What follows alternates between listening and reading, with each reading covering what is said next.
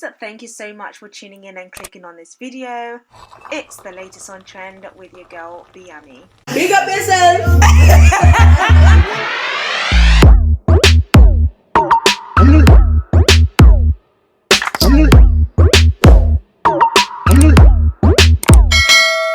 Bkchatldn season 5 episode 6 reaction. Let's do this. Let's get into the video. There's a lot to talk about, but I'm just going to try and keep this one short, nice and short. I say this, but you know, when you have a lot to say, it can go on. But guys, this episode, it was very interesting. It was a lot. I mean, there was a lot going on. We had Monty versus Guh Deh Phillip, and then we had Lani's explosive moment with the whole Tion situation. I think she got triggered. I feel like I kind of missed what happened. Like, it went from like 0 to 100 real quick. I was like, whoa, what happened? Like, how did she get triggered? And of course, they touched on a very sensitive topic, which I felt like lacked sensitivity from the cast members, just because of the times that we are in, especially with a lot of the stabbings that has happened recently. I felt like, again, it could have been handled differently with care.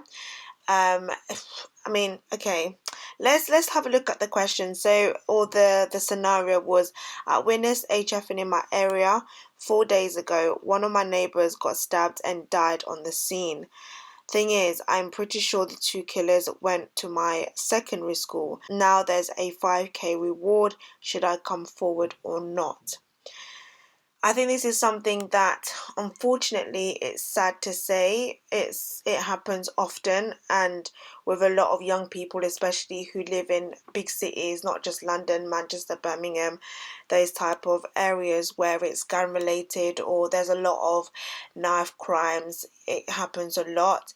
A lot of the times people turn a blind eye to a lot of things, and for this particular episode, I don't particularly feel like there's a right or wrong answer.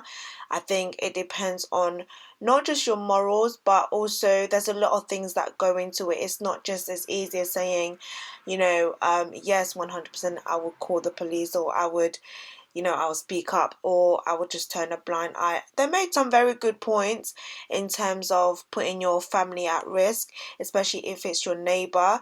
If it's a thing where they witness somebody getting stabbed and killed, then they must have, let's presume that there's been a build up to that.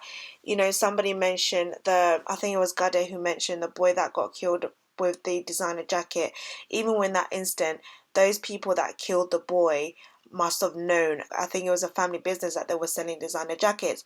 So before the actual killing happened, they would have been watching them perhaps, or had their eye on them. So there's been a build up. Now, of course, we do have scenarios where people get killed just for being in the wrong end, like being in the wrong postcode. But for the most part, I do feel like there's a build up to it. Even when it's gang related, there's a backstory. There's always a backstory, is the point that I'm trying to make. Now, with that being said, if there is a backstory, that person being your neighbor, those ops would obviously know the surrounding area, like the people who lives around.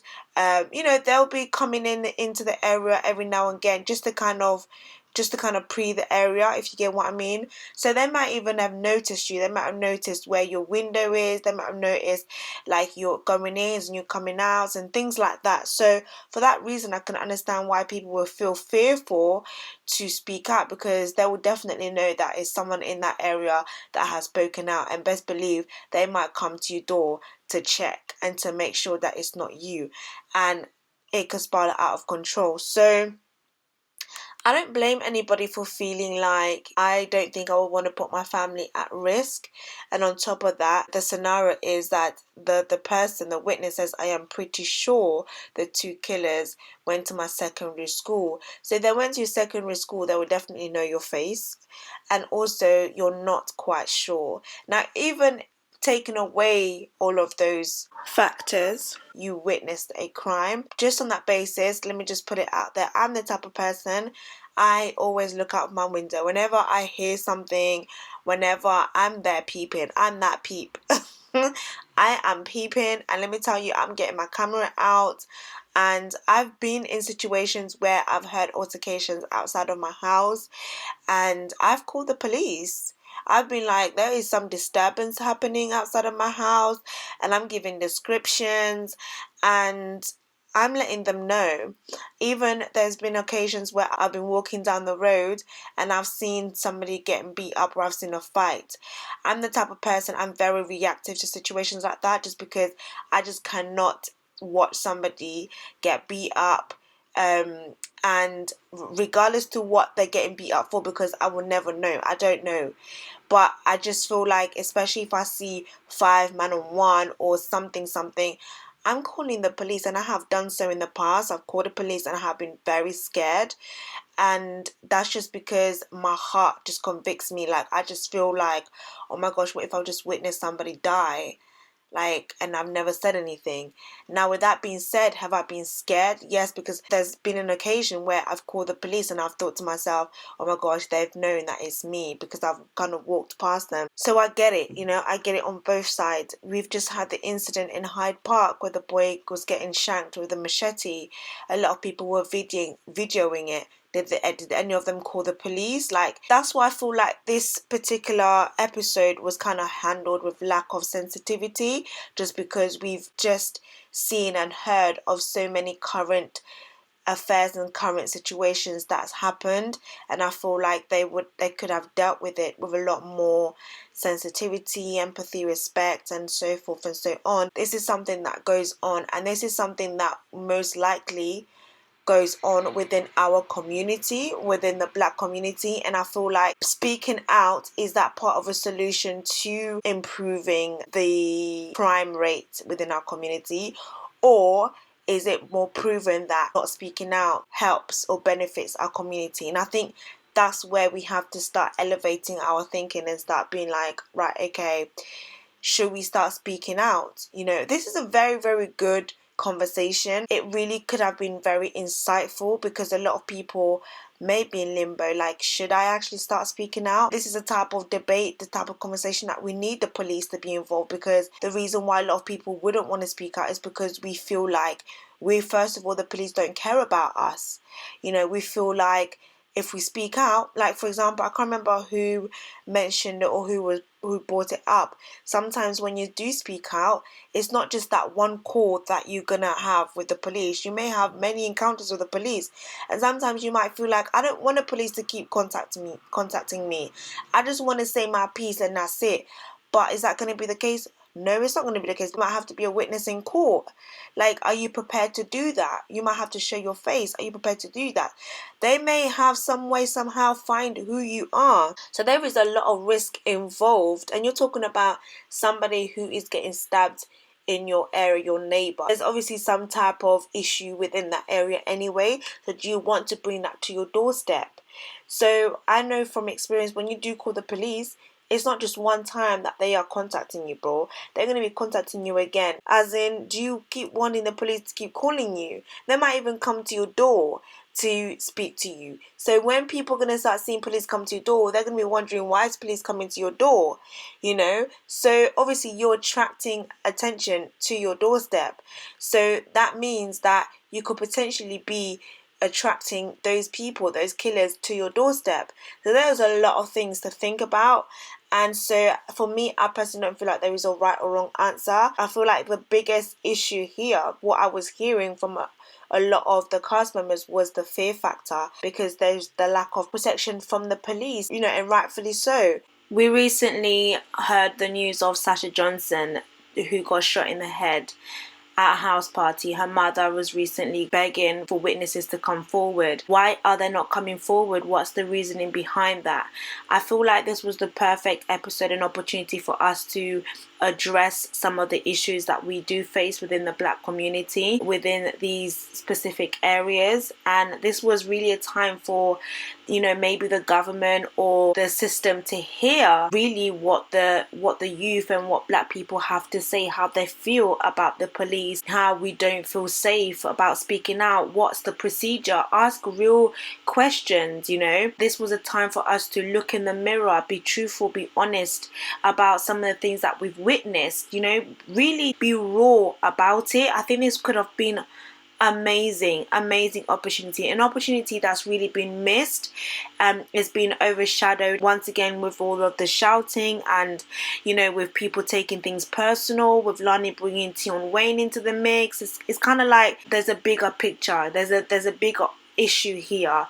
A lot of the time we know the issues that we are facing, and sometimes we may not have the opportunity to address them, but now you've been given the platform to address it. So this is a time to take the sword and turn it within ourselves and not just point the finger and blame the system. What is going on? Why are people feeling scared to speak out? Why is this happening within our areas? Why are we killing one another? People were talking about, oh, what if he's a rapist? What if he's a pedophile? This and that. Lani's saying about there's no smoke without fire. Okay, cool, but people get stabbed up for no reason.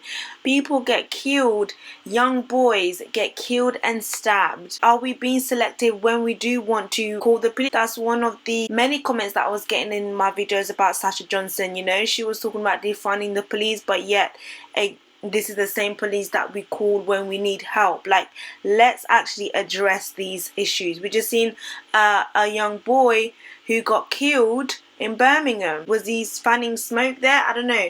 Do you get what? I don't know if you guys are getting the gist, like where I'm going with this. So that's my opinion on this whole situation. I feel like it's actually a really, really deep conversation, and I wish that it could somehow be extended and it could be put on a platform where we could actually get some type of resolution in sight. You know, really dive deep into that conversation. So what happened between Monty and Guh Deh? I feel like Monty was waiting. When Monty was coming for Guh Deh, it was one of them where it was just like, I've been waiting to come for you, bro. Like, now I'm coming for you. Like, I'm going to eat you up. Like, that's the kind of vibe it was giving me. You know, the whole clout chasing thing, the whole you want to speak for the camera, that were going back and forth. It was just kind of like, whoa, what's going on?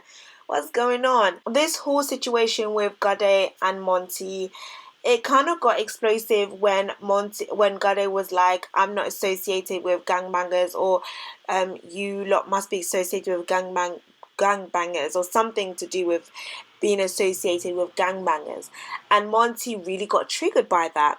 Now, sis, I don't know if you're listening, but you know what was so triggering about that? A lot of people, just reading from comments and reading Twitter and etc., kind of felt like the outrage was a bit fake. They just didn't understand the outrage, because at one part she said something like, maybe it's because of my background, I'm not snitching, quote unquote. But then she also was talking about how the police kicked down her door looking for her brother. But then she got really outraged when she felt like she was accused of being associated with gangbangers. So some people kind of felt like, well, if the police are coming down, now obviously we don't know the whole background, but if the police are coming down, kicking down your door looking for your brothers, then people just naturally assume that it's something to do with that whole gang life and gang culture. So then why would you then get triggered if somebody says there must be some type of association with gangbangers, and that's why you've got that type of mentality? I don't know, sis, this is what people are saying on the streets. It is what it is. You know, I don't know what was so triggering about Guh Deh's statement, because I feel like this is the reality. This is the world that people are living in. A lot of people are associated with gangbangers. Now, Guh Deh was posed a question, which I don't think he answered, was, have you not ever witnessed, or do you not know anybody who has stabbed somebody or who has killed somebody? I think the question was a little bit avoided, but then it didn't really correlate as much with the scenario, because the scenario was that I have seen. It's different to hearsay, Chinese whispers, to me actually seeing them do it. Oh, I'm sorry. Every time I think about that, I could not watch anybody get stabbed up. I don't even like watching fights. Like, that's how much of a chicken I am. I mean, that was quite entertaining, I'm not gonna lie. It was just kind of like, sis has been waiting to come for this guy. Like, it's actually mad. And Lani giving us that explosive moment. I don't even know how it reached to that point. Like, who even triggered her? In NK, I believe, right? I'm pretty sure. I do agree with what Jessie was saying. For me personally, I don't feel like if you're a witness, you're a snitch. A snitch is you're part of that circle and you know who's done it and you were even there and you snitch, like you bait them out, you whistleblow. That is a snitch. Me seeing something, I'm a witness to a crime and I am speaking out. I'm sorry, but that's not a snitch. When it stops putting a stigma on people speaking out, if they see something that's injustice, they should be able to speak out. Like, you shouldn't lock people in this kind of mentality. I don't know, guys, like, let me know what your thoughts are on this whole episode. I feel like with Bkchat, I was excited to see like the next episode, but I don't know, I'm just kind of like, I feel like the hype of it has died down. I don't know what it is. Maybe because Blue Therapy was alongside it and obviously Blue Therapy took over, it got people more excited and gripped into that. But I just kind of feel a bit like with Bkchat now, it's just kind of like, I don't feel as like, oh my gosh, like I can't wait to see the next episode. Let me know your guys' thoughts are on this episode. Thank you for tuning in, guys. If you are new, feel free to hit that subscribe button and I'll speak to you guys in my next video.